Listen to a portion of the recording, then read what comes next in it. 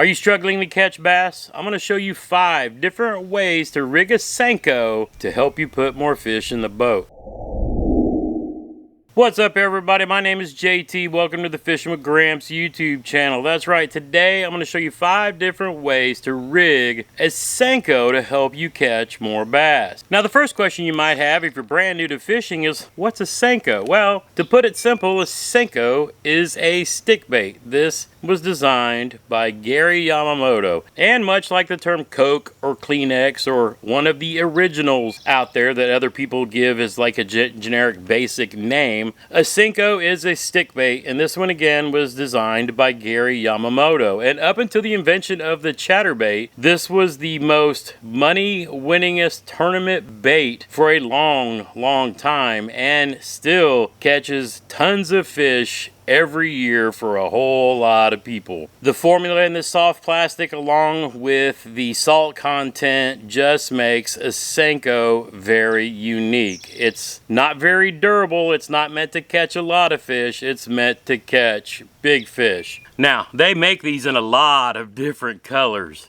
But realistically, I buy these in bulk pack and I only buy 2 colors. Black and blue fleck and green pumpkin. Again, these are the original. They're not inexpensive. They're not very durable. There are other options out there that will help you catch fish. But the Gary Yamamoto Senko is the original and the one I fish the vast majority of the time. Now, if you want to save a little money, you're looking for something a little more durable, you can go to Walmart and buy a pack of Yum Dingers. But I also buy these in bulk pack. But you can find Yum Dingers at Walmart. 5 inches is my favorite length. Strike King makes the Ocho. Berkeley makes the General. Reaction Innovations makes the Pocket Rocket. X-Zone makes the Center Stick. Z-Man makes the Big TRD. And if you want to make your own, Do It Molds has a mold so you can take your leftovers, remelt them in the microwave, pour them, and use them again. And yes, this is the actual Senko mold that you can pick up from Do It Molds. So I'll drop a link to all that stuff down in the description below. But enough about all the different types of stick baits or Senkos. Let's talk about how you rig them up. All right, first up, let me show you a couple techniques that work great with a spinning rod. You can see I've got this Dobbins Fury and a Piscifun reel on it. And with this, I have a Wacky Rig hook tied on. And these you can find at Walmart or any outdoor store. If I'm using monofilament line, I use a Palomar knot. If I'm using fluorocarbon, I'll use a simple uni knot. You can find instructions to how I tie all of my knots, easy to follow videos right here on the channel. But using a simple Wacky Rig hook, polymer knot with this one, since this reel has monofilament, it's one of my son's fishing rod. First thing I like to do when I grab my stick bait is I like to rough it up to release the salt. Just take and squeeze it and you'll see a little bit of the salt come out and release, and that way it's right there ready to fish. And what I like to do is hang this and then punch the hook right through the middle of the stick bait, right at the bottom normally of, you'll see that looks like an egg sac on the worm, and I will punch it right in the middle. Now what this is going to do when you cast this out and it's falling down as the water, it's going to undulate like this as it falls and just give that slow, enticing fall. You cast it out, you let it fall, you pop it up a couple of times, let it fall again, maybe pick your rod tip up and bring it in 5 feet, let it fall and drop the slack. I'll do that 2 or 3 times and then make another cast. The vast majority of the time, the bass will hit this on its initial fall. Sometimes you might get a reaction when you go to pick it up and let it fall again. They'll see it dart away from them and then start to fall, and then they'll smack it. Just lift up your rod tip, keep your rod tip high, and reel it in. Now the second method is using a Neko hook, and it's called the Neko Rig. You can see this is just a little bit, it's similar to the Wacky Rig, but it's kind of got a longer shank on the hook, and I actually like using these for both Wacky and Neko. That way I'm not trying to swap back and forth, but I actually prefer these longer shank hooks. Now this one's a little bit different because it's basically like a weighted Wacky Rig, if you will. You grab a nail weight like this tungsten weight from Monster Bass. You can use a nail, a small screw, doesn't have to be super fancy. You take the nail weight and you punch it in the very top, the flat portion of the Senko, and this just puts a little bit of weight on this end so this actually falls and stands up on the bottom. Now the way you want to rig this is you want to have the hook come up just above the center of this bait in through the skin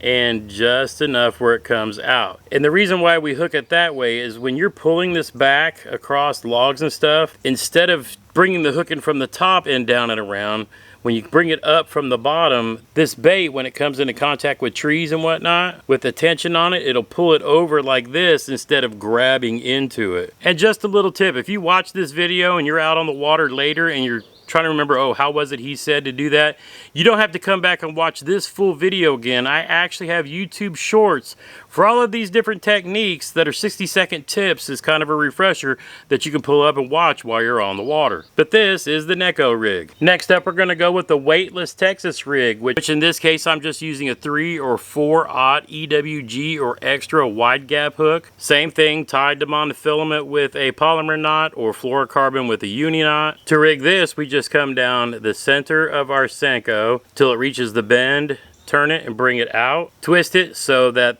that portion that you came out sits above the bend in the wide gap. And then here I like to take my fingers to the bottom of the hook and then bring the hook through the center of the bait right there where my fingers are. That keeps it nice and straight. Then I will take and just skin hook that point into the soft plastic to make it weedless. You can cast this out. This one works good on both a spinning rod and bait casting rod.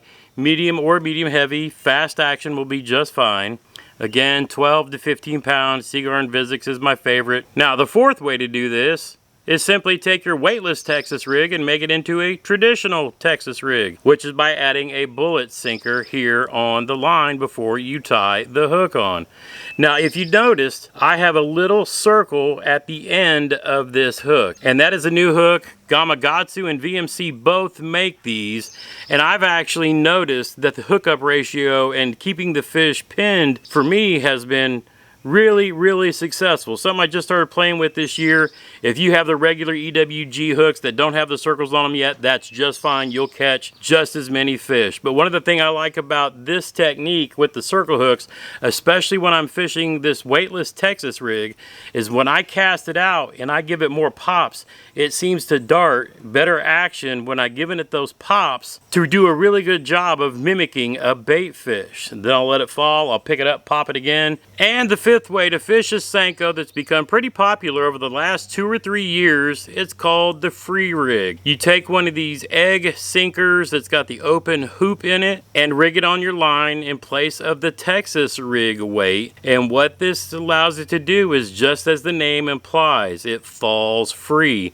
And one of the reasons that a lot of people really like this is the weight separates from the bait on the fall after the cast so that the bait can actually come down in a more natural presentation. And when you go to move it, you know, the weight will slide back down against the head of the bait. You kind of pick it up and then let it drop again. Then that weight will slide back down the line and then the weight will kind of hang and fall slowly down towards the bottom, separate from the bait.